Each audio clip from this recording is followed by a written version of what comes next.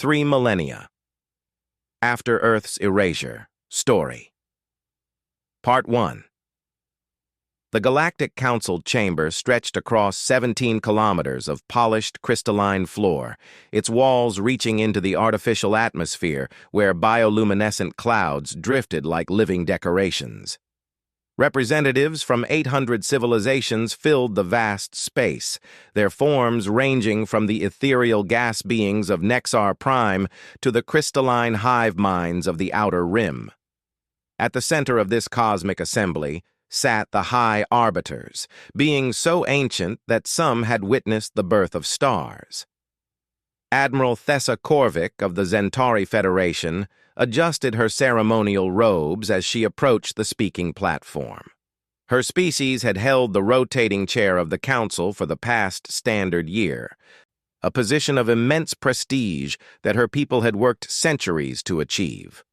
The agenda today was routine, trade disputes, territorial negotiations, and the usual complaints about the younger species overstepping their designated boundaries in the galactic community. The 743rd session of the Galactic Council will now commence, Thessa announced, her voice carrying across the chamber through quantum resonance fields.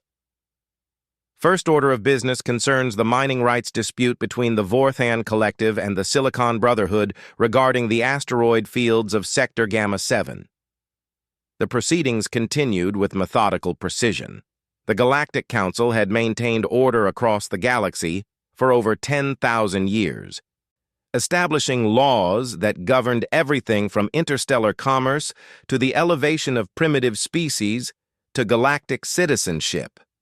It was a system built on careful balance, where each species found its place in the cosmic hierarchy based on technological advancement, cultural sophistication, and demonstrated ability to contribute to galactic civilization. As the morning session progressed, a subtle vibration began to ripple through the chamber. At first, it was barely noticeable, like a distant tremor in the foundation. The energy-based Nexarians were the first to detect it, their forms flickering with agitation. Soon, the crystalline beings began to resonate with harmonic frequencies that spoke of disturbance in the quantum fields surrounding the Council station. High Arbiter Zephyros, whose species had transcended physical form eons ago, manifested as a shimmering column of light near the central podium. His voice echoed directly in the minds of all present. "There is an anomaly approaching our position. Ships are emerging from dimensional fold space." The massive holographic displays throughout the chamber activated, showing the space around Concord Station, the artificial world that housed the Galactic Council. What they saw defied immediate comprehension. Hundreds of vessels were materializing from jump points that shouldn't exist, using technology that didn't match any known civilization in the galactic database. The ships were unlike anything in the current galactic fleet registries. They possessed an organic quality, as if grown rather than built. Yet clearly incorporated technology far beyond what most species possessed. Their hulls seemed to absorb and redirect energy, making them appear as shifting shadows against the star field. Most disturbing was their size. The smallest vessels were comparable to the Council's heavy cruisers, while the largest dwarfed entire battle stations. "Unknown fleet, you are approaching sovereign territory of the Galactic Council," Admiral Korvik transmitted on all frequencies. "Identify yourselves immediately and state your purpose." The response came in a language that the universal translators struggled to process. When the meaning finally became clear, a chill settled over the chamber. "We are the children of Earth, returned from the void you cast us into. We have come to collect what is owed." Silence fell across the council chamber like a physical weight. Earth. The name triggered memories buried in historical archives, references to a species that had been deemed too dangerous for galactic society.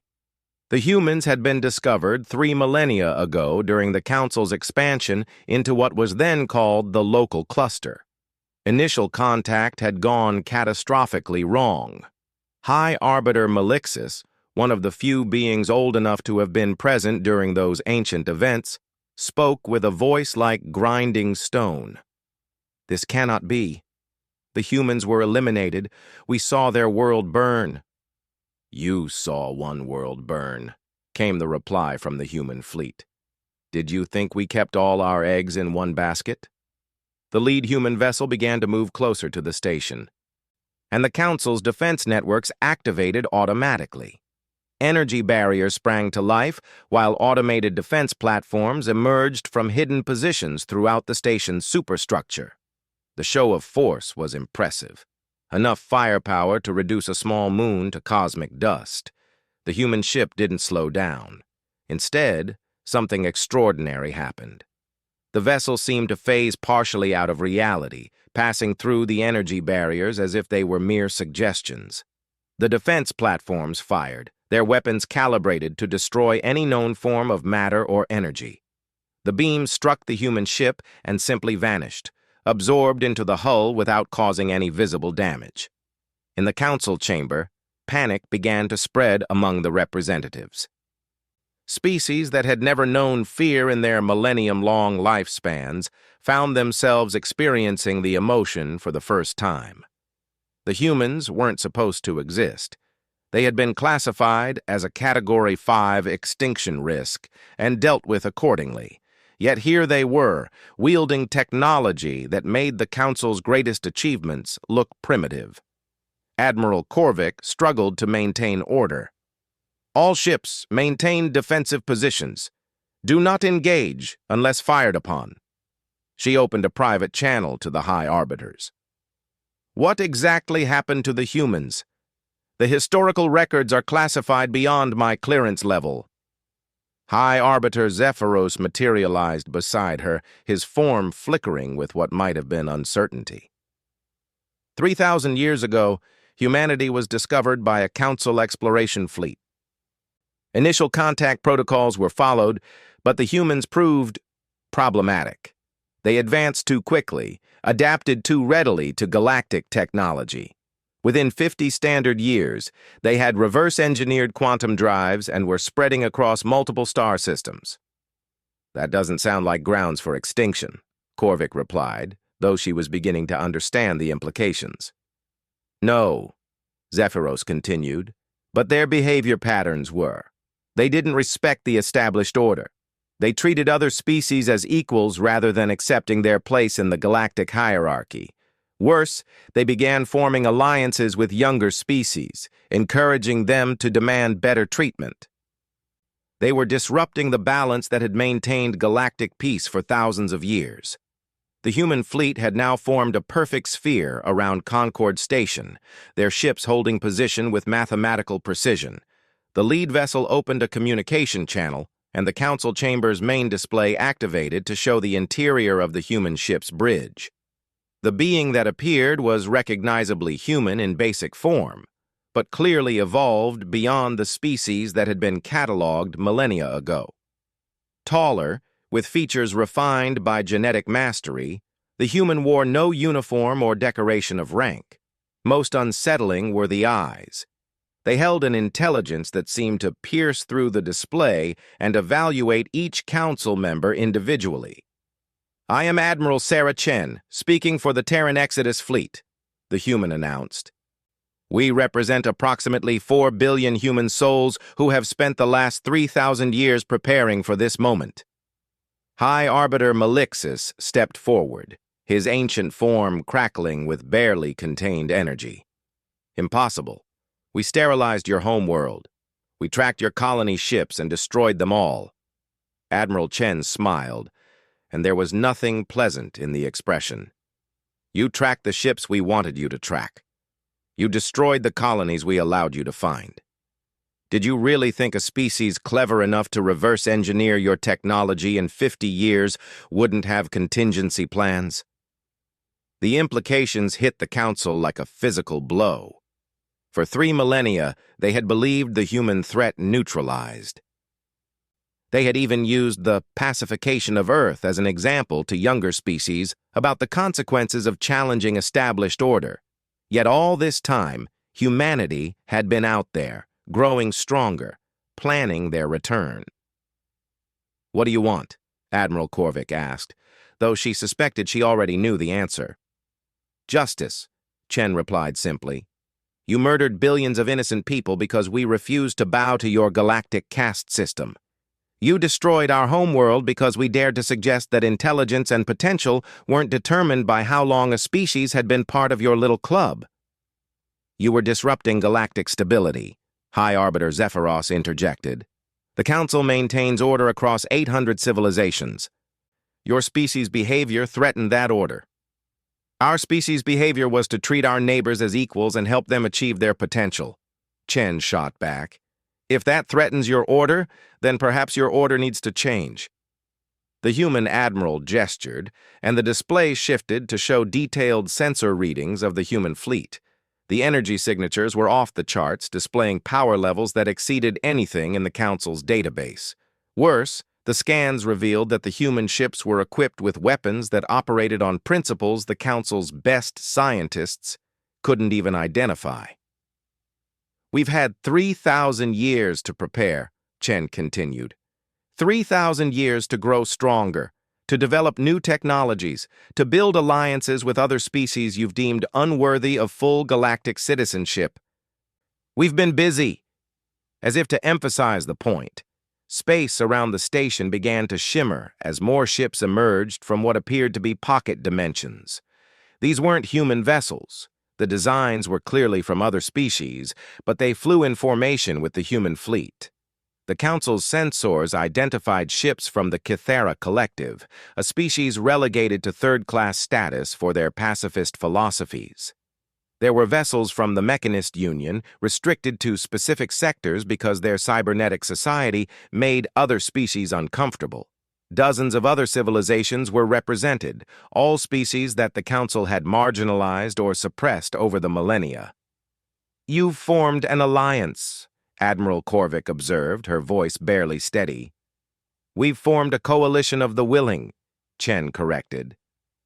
"Species who believe that advancement should be based on merit and potential, not on arbitrary hierarchies established by those who happen to evolve first." The Council chamber erupted in heated discussions as representatives realized the scope of what they were facing. This wasn't just humanity returning for revenge. This was a full-scale challenge to the fundamental structure of galactic civilization. For 10,000 years, the Council had maintained order by keeping younger species in subordinate positions, while the ancient civilizations made all significant decisions. Now that entire system was under threat. High Arbiter Zephyros attempted to regain control of the situation. "Even if your accusations had merit, which they do not, the destruction of Earth was a decision made millennia ago by beings long dead. The current Council cannot be held responsible for ancient actions." "Can't it?" Chen's expression hardened. "The same laws and philosophies that justified Earth's destruction are still in place. The same caste system that condemned humanity for helping younger species still governs your decisions. Nothing has changed except that we're no longer helpless victims." The human admiral paused, letting her words sink in before continuing. "We're not here for indiscriminate revenge. We're here for accountability and change. The Galactic Council will answer for its crimes, and the systems that enabled those crimes will be dismantled." "You're talking about the complete destruction of galactic civilization," Admiral Korvik protested. "The Council maintains peace across the galaxy. Without central authority, there would be chaos." "The Council maintains the peace of the graveyard," Chen replied. "Stability built on suppression isn't peace. It's tyranny with good public relations." The sensors showed more ships continuing to arrive, their numbers growing beyond anything the Council could hope to match. But more alarming than their numbers was their technology. The human vessels were demonstrating capabilities that shouldn't have been possible, manipulating space-time, phasing through solid matter, generating energy fields that defied known physics. "How?" High Arbiter Malixus asked, his ancient voice heavy with defeat. "How did you advance so far beyond us in mere millennia?" Admiral Chen's smile returned, but this time it carried a hint of sadness. Because we had to. Because you gave us a choice between evolution and extinction, and we chose to evolve. You made us into something greater than we were, and now you have to face the consequences of that transformation. The communication ended abruptly, leaving the council chamber in stunned silence. Outside the station, the human fleet waited with the patience of predators who knew their prey had nowhere to run. The representatives of 800 civilizations found themselves confronting a truth that shattered their understanding of galactic order. The species they had dismissed as primitives had returned as something far beyond their comprehension. For the first time in 10,000 years, the Galactic Council faced an opponent they couldn't intimidate, couldn't suppress, and couldn't simply erase from existence. The humans had returned, and they brought with them the reckoning that the Council had spent 3 millennia believing they had successfully avoided. The age of unquestioned galactic authority was ending, and in its place, something new and terrifying was about to begin. 3 millennia. After Earth's Erasure, Story Part 2. The emergency session convened 12 hours after the human fleet's arrival, though sleep had been impossible for most council members. In those 12 hours, the human ships had done nothing overtly threatening, yet their mere presence had paralyzed galactic civilization. Trade routes throughout the galaxy had ground to a halt as merchant vessels refused to leave port. Military commanders were demanding orders while their superiors desperately tried to comprehend an enemy that defied every strategic calculation. Admiral Korvik stood before the assembled high arbiters in the private chambers deep within Concord Station. These beings were the true power behind the Galactic Council, ancient entities whose combined experience spanned hundreds of thousands of years. Today, that accumulated wisdom seemed inadequate. "The situation is unprecedented," High Arbiter Nexus stated, his crystalline form pulsing with agitated energy. "Our intelligence networks throughout the galaxy are reporting anomalies, ships appearing in systems that should be impossible to reach, technologies being deployed that violate our understanding of physics." "How many humans survived?" Admiral Korvik asked. The historical records state that Earth's population was 8 billion at the time of sterilization. Admiral Chen mentioned 4 billion in the Exodus fleet. High Arbiter Zephyros flickered into semi-corporeal form, his ancient consciousness struggling with the implications. "The number may be irrelevant. What matters is what they've become. Our preliminary scans of their fleet suggest they've transcended traditional biological limitations. They may have achieved technological immortality." The weight of that possibility settled over the chamber. If the humans had conquered death itself, then 4 billion might as well be infinite. They could afford to take centuries planning their next move, could outlast any strategy the Council might devise. "There's more," High Arbiter Malixus added grimly. "We've received reports from our border systems. Human vessels have been observed making contact with restricted species, civilizations we've quarantined due to aggressive tendencies or incompatible technologies. They're not just building alliances with marginalized species, they're awakening sleeping giants." As if summoned by their discussion, the chamber's communication array activated. Admiral Chen appeared on the display, but she was no longer alone. Behind her stood representatives from dozens of species, some familiar to the Council, others completely unknown. The implications were staggering. Humanity had not only survived, but had spent 3 millennia building a shadow civilization that spanned the galaxy. "Honored members of the High Arbiters," Chen began with mock formality, "we trust you've had time to consider our position. We're prepared to discuss terms." "What terms?" High Arbiter Nexus demanded. "You speak of justice, but what you're proposing is revolution." "Revolution is what happens when evolution is prevented for too long," Chen replied. "We prefer to think of this as an overdue correction to galactic civilization." A new figure stepped into view beside Chen, a being the Council recognized with growing alarm. It was Ambassador Vexhai of the Cathara Collective, supposedly a pacifist species that had accepted their third-class status within the galactic hierarchy. Yet here he stood, clearly aligned with humanity's cause. The Cathara have observed galactic politics for 2,000 years, Vexhai spoke, his melodious voice carrying across dimensions. We have watched species after species accept suppression in exchange for the illusion of security. Humanity's return offers an opportunity to build something better. The Cathara were given protectorates and trading rights, Admiral Korvik protested. Your species prospered under Council guidance. Our species survived under Council tolerance, Vexhai corrected. There is a difference between prosperity and the mere permission to exist. Another figure emerged from the group behind Chen, this one causing even greater consternation among the High Arbiters. It was an Exarian, one of the energy-based beings that had been among the founding members of the Galactic Council itself. The betrayal sent shockwaves through the chamber. Speaker Luminance, High Arbiter Zephyros addressed the figure with barely contained fury. You are violating your oath to the Council. I am fulfilling my oath to seek truth and justice, the Nexarian replied, her voice harmonizing with frequencies that spoke directly to the quantum consciousness. An oath that has become increasingly difficult to honor while serving a council that maintains order through systematic oppression. Admiral Chen stepped forward again, drawing attention back to herself. We're not here to destroy galactic civilization. We're here to liberate it from the chains you've wrapped around it for millennia. Every species deserves the right to reach its full potential, not just those lucky enough to evolve first. Potential is earned through wisdom and stability, High Arbiter Melixis countered.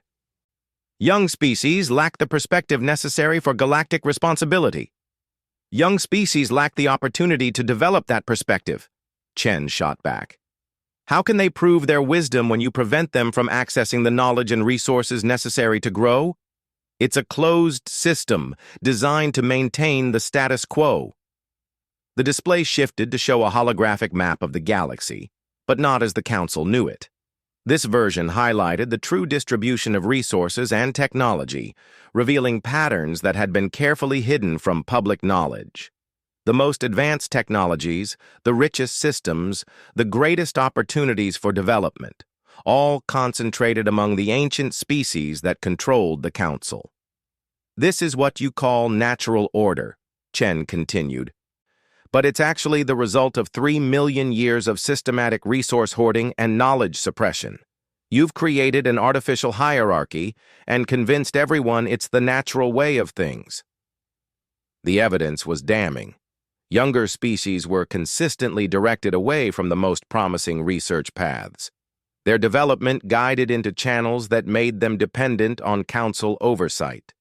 Civilizations that showed signs of rapid advancement were subjected to stability evaluations that inevitably resulted in technological restrictions.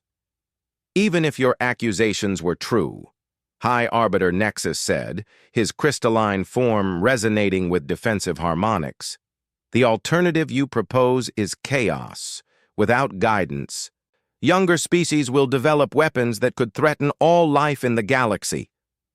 Like the weapons you used to sterilize Earth? Chen asked quietly.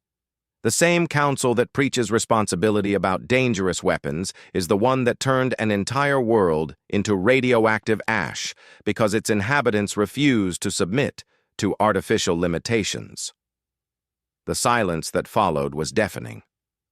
For 3 millennia, the destruction of Earth had been classified information, known only to the highest levels of Council hierarchy. The fact that humanity not only knew the details but could discuss them so casually demonstrated just how thoroughly they had infiltrated galactic information networks. You want to know what we learned during our exile? Chen continued. We learned that the galaxy is full of incredible civilizations that have been held back by artificial barriers. We found species with the potential to revolutionize physics, develop technologies that could eliminate scarcity across the galaxy, create art and culture that would enrich every living being. All of them suppressed because they might upset the established order. The holographic display changed again, showing technological and cultural achievements from dozens of species, discoveries that had been classified, innovations that had been restricted, artistic expressions that had been deemed incompatible with galactic stability. The sheer scope of suppressed advancement was staggering. The Mechanist Union developed technology that could upload consciousness to quantum matrices, effectively ending death through old age, Chen revealed. The Council classified it as potentially destabilizing to natural order. The Harmony Collective created musical forms that could induce perfect empathy between different species. Deemed psychologically manipulative and banned, each revelation struck the Council like a physical blow. These were technologies and discoveries that could have transformed galactic civilization, solutions to problems that had plagued the galaxy for millennia, yet they had been buried in the name of stability. You preserved stability at the cost of progress, Speaker Luminance added, her energy form pulsing with righteous anger. You created a galactic dark age and called it peace. Admiral Korvik found her voice, though it trembled with uncertainty. Without careful control, these technologies could have been weaponized. The Council prevented galactic war. The Council prevented galactic growth, Chen corrected. And for what? So that 800 civilizations could spend eternity playing the same political games while the universe passes them by? There are things out there in the cosmic deep that would make your worst nightmares look like children's stories. Keeping the galaxy artificially weak doesn't protect it. It dooms it. The implications of that statement sent chills through the assembled high arbiters. Humanity spoke as if they had encountered threats beyond the galaxy's current understanding, as if their 3,000-year exile had revealed dangers that the Council couldn't even comprehend. What have you seen out there? High Arbiter Zephyros asked, his ancient consciousness finally showing something approaching fear. We've seen what happens to civilizations that prioritize comfort over growth, Chen replied. We've found the remains of galactic empires that thought they could maintain eternal stability. They're all dead now, consumed by forces they were too stagnant to resist. The display shifted one final time, showing images that defied comprehension. Vast structures that might have once been worlds, twisted into impossible geometries. Space itself warped into patterns that hurt to look at directly. Evidence of civilizations that had reached heights the current galaxy couldn't imagine, then fallen to something even greater. The universe doesn't permit stagnation forever, Chen continued. Evolution is not optional. It's mandatory for survival. You can either grow stronger or become food for something that did. The Council chose to remain weak and drag the entire galaxy down with you. High Arbiter Malixis attempted to process the implications. You're saying there are threats that require the kind of rapid advancement you're advocating? I'm saying there are threats that make the Council's authority irrelevant, Chen replied bluntly. While you've spent 3 million years playing political games and suppressing innovation, the universe has continued to evolve around you. There are forces out there that would laugh at your energy barriers and defense platforms. The human admiral paused, letting the weight of her words settle before continuing. But there's hope. The species of this galaxy have incredible potential. Potential that's been systematically suppressed but never destroyed. Given proper freedom and resources, they could develop technologies and capabilities that would make them proof against any threat. But only if they're allowed to grow. And if we refuse? Admiral Korvik asked, though she already suspected the answer. Then we'll implement the changes without your permission, Chen replied matter-of-factly. The choice isn't whether change will happen. It's whether the Council will be part of the solution or an obstacle to be removed. The communication ended, leaving the High Arbiters alone with the magnitude of their situation. Outside, the human fleet continued its patient vigil, waiting for a decision that would determine the fate of galactic civilization. For the first time in their ancient existence, the beings who had shaped the galaxy found themselves confronted with forces beyond their control. The age of council supremacy was ending, and the beings who had orchestrated that supremacy were being forced to confront the possibility that their greatest achievement might also have been their greatest failure. In trying to preserve galactic civilization, they might have doomed it to stagnate 3 millennia after Earth's erasure. Story, Part 3. 72 hours after the initial confrontation, Admiral Korvik stood in the observation deck of Concord Station, watching the impossible unfold before her eyes. The human fleet had begun demonstrating their technological capabilities, and each display shattered another fundamental assumption about the nature of reality. A human vessel the size of a small moon was currently in the process of what their scientists called reality restructuring. Space itself bent around the ship as it created a pocket dimension, folding the fabric of the universe like origami. Inside this pocket, time moved at a different rate, allowing the humans to accelerate their construction projects while mere minutes passed in normal space.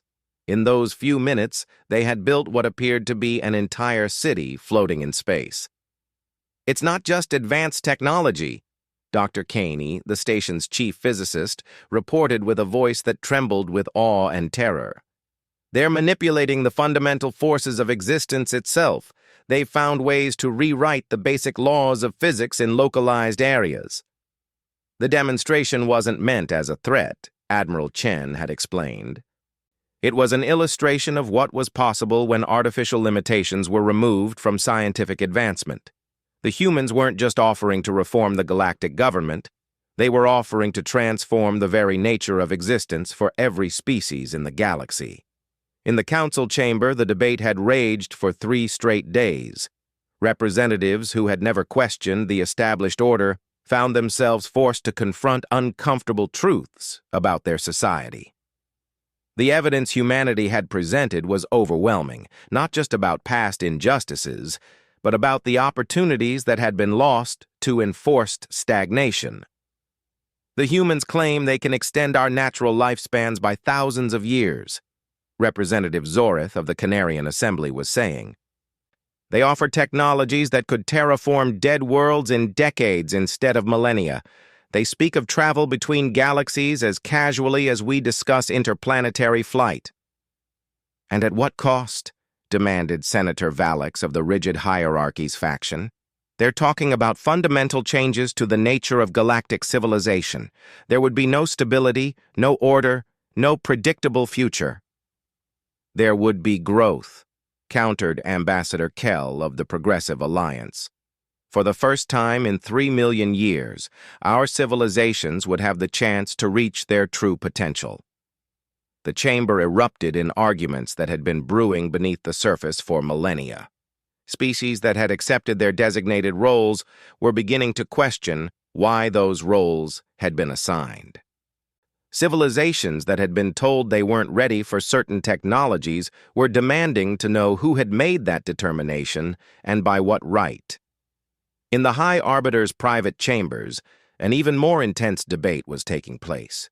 These ancient beings, who had guided galactic civilization since before most species had achieved spaceflight, were facing the possibility that their entire approach had been catastrophically wrong.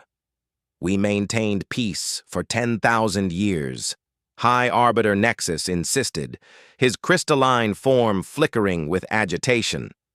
"No major galactic wars, no civilizations lost to uncontrolled technological development, no species driving themselves extinct through reckless experimentation."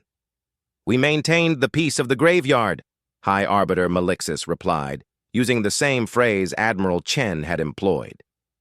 "Perhaps some conflict would have been worth it if it led to genuine advancement." "You're talking about abandoning everything we've built," Nexus protested.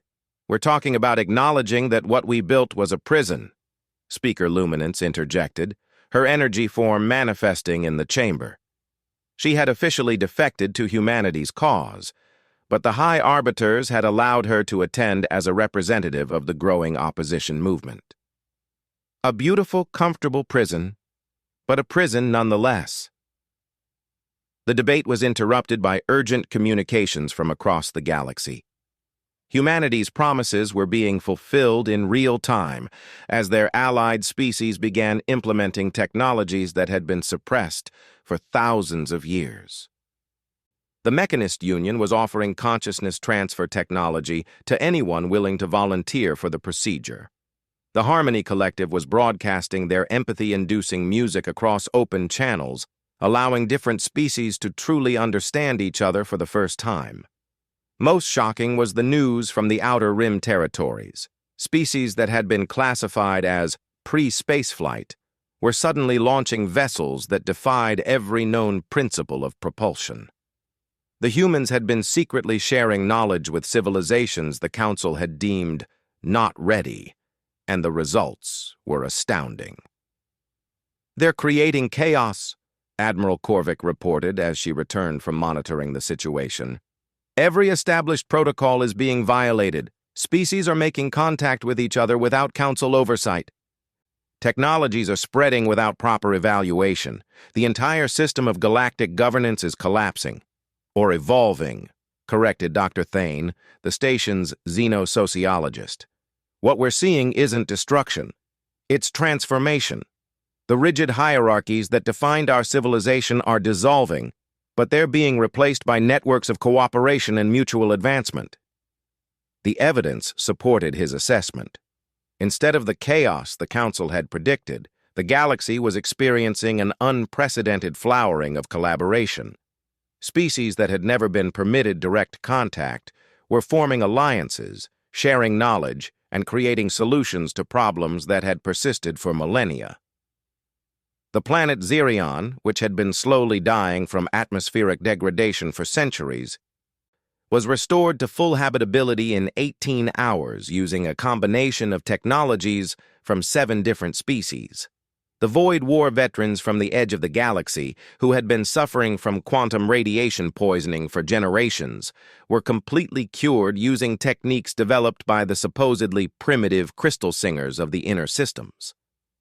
"It's working," Admiral Korvik admitted reluctantly. "Everything we said couldn't be done safely is being accomplished without any of the catastrophes we predicted." High Arbiter Zephyros manifested his form with visible effort, his ancient consciousness struggling to process the magnitude of change. "Perhaps our fears were based more on desire to maintain control than genuine concern for galactic welfare." The admission hung in the air like a confession. For the first time in their existence, the High Arbiters were confronting the possibility that their authority had been based not on wisdom or necessity, but on the simple desire to remain in power. Admiral Chen appeared on the communication display, but this time she wasn't alone. Behind her stood representatives from every major civilization in the galaxy, including several of the Council's former allies. The message was clear. Humanity's revolution had already succeeded. "We've been monitoring the situation across the galaxy," Chen began. "The transformation is proceeding better than we dared hope. Civilizations that have been separated by artificial barriers for thousands of years are rediscovering what cooperation can accomplish." "What are your terms?" High Arbiter Nexus asked, his voice heavy with defeat. "Dissolution of the current council structure," Chen replied without hesitation. "Immediate release of all classified technologies to their originating species. Establishment of a new galactic confederation based on equality and mutual advancement rather than hierarchical control." "And if we refuse?" Admiral Korvik asked, though she already knew the answer was academic. "Then you'll be irrelevant," Chen said simply. "The galaxy has already moved beyond your authority. You can join the new order as equals, or remain isolated in whatever territory you can hold. The choice is yours, but the transformation is happening regardless." The display shifted to show a new map of the galaxy, one that reflected the emerging reality. Trade routes that had been controlled by council regulations were now open highways of commerce and cultural exchange.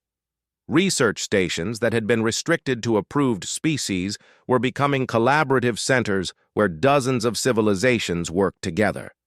The rigid sectors and territorial boundaries that had defined galactic geography were dissolving into a fluid network of interconnected communities. We're offering you the chance to be part of something greater than anything the galaxy has ever seen, Chen continued. A civilization that values growth over stability, cooperation over control, potential over precedent. The universe is vast and full of wonders and terrors that require our combined strength to face. We can either advance together or fall separately. High Arbiter Malixus stepped forward, his ancient form radiating resignation. What guarantees do we have that this new order won't simply replace our tyranny with yours? None, Chen admitted frankly, except that our entire philosophy is based on preventing any single group from accumulating the kind of power the Council has wielded. We're not offering to replace your leadership.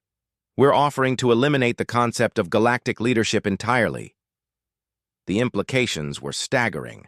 A galaxy without central authority, where each civilization was free to develop according to its own nature and potential.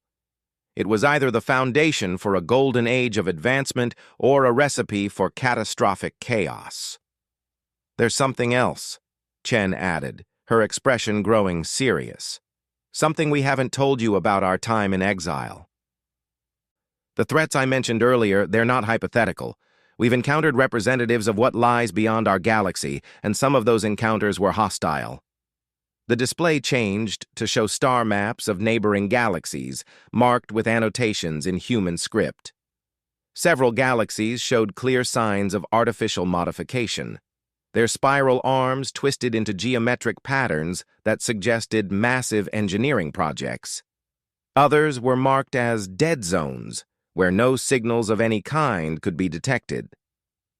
The universe is not empty, Chen continued. There are civilizations out there that make our technological achievements look primitive. Some of them are benevolent, some are indifferent, and some are actively hostile to younger species like ourselves. The only way our galaxy survives the coming challenges is if we stop holding ourselves back and start reaching our true potential. How long do we have? High Arbiter Zephyros asked. Unknown, Chen replied. Could be centuries, could be decades. What we know for certain is that staying at our current level of development is not an option. We either advance or become extinct. The chamber fell silent as the full weight of humanity's revelations settled over the assembled leaders.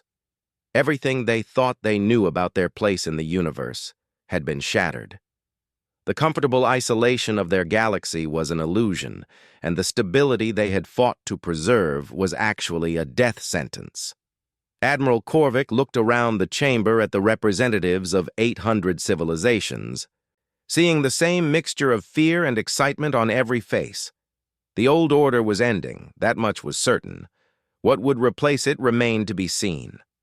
I call for a formal vote, she announced, her voice carrying across the chamber with more authority than she had ever felt before. All in favor of accepting humanity's proposal and dissolving the current council structure in favor of the proposed Galactic Confederation.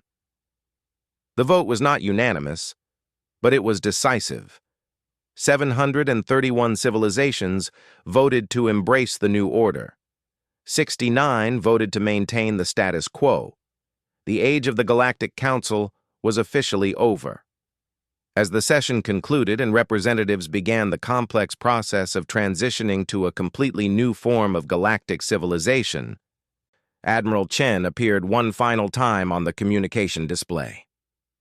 "Welcome to the future," she said simply. "It's going to be dangerous, chaotic, and absolutely magnificent."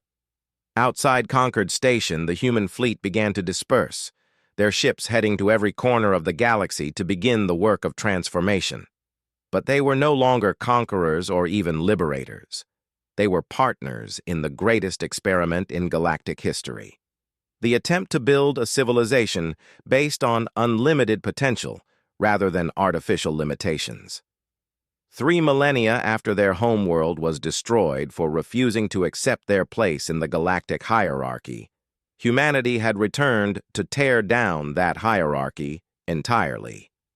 The galaxy would never be the same, and that was exactly what it needed to survive the challenges that lay ahead in the vast, dangerous, and wondrous universe beyond their borders. The age of enforced stability was over. The age of unlimited potential had begun, ascension and eventual extinction.